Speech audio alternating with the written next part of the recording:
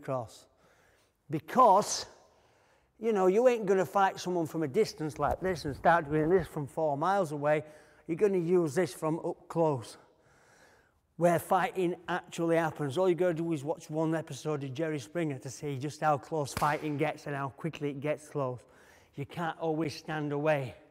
And obviously most of you will have those outside lines covered by now.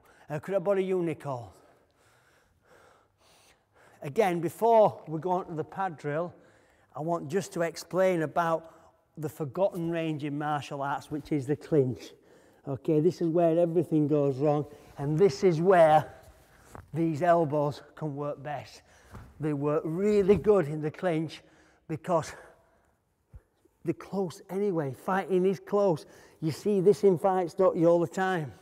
He's not getting me today, though. So from here, watch. What we're going to do is just put a little bit of energy into the elbows now, and we're going to look at making us roof, keep off the rain, okay? From here, Nick, what I want you to start doing nice and easy is just start banging that wing with the pad so I can get confident with that protecting me. Okay, on the other side.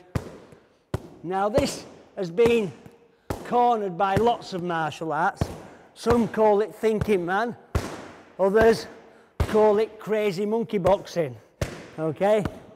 But it's really, really good for keeping the rain off when everything starts coming down on you. And it's also good, it's also very, very good, keep going, Nick, for strengthening the shape of the elbow. So when, stop please, so when you do actually throw this shot, it has some strength and power behind it.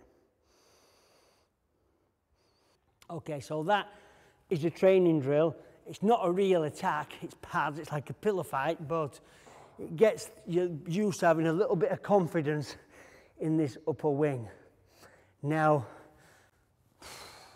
obviously a lot of you guys who are watching this will have your long range taken care of. You'll be able to punch, you'll be able to kick, you'll be able to keep them off at a distance.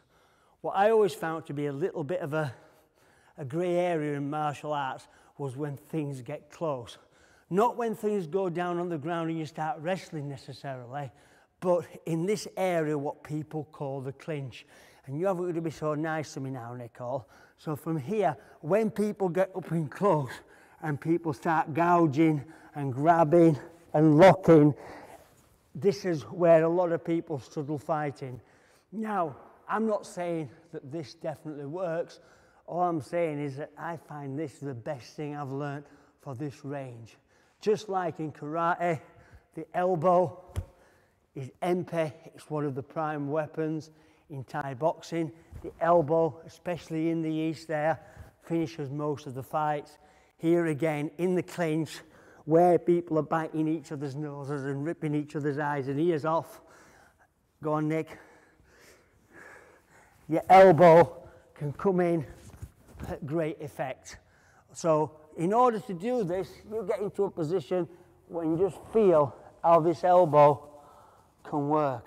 Side to side, up and down. It can be very, very effective. And a little drill to help you with this is, thank you, Nicole.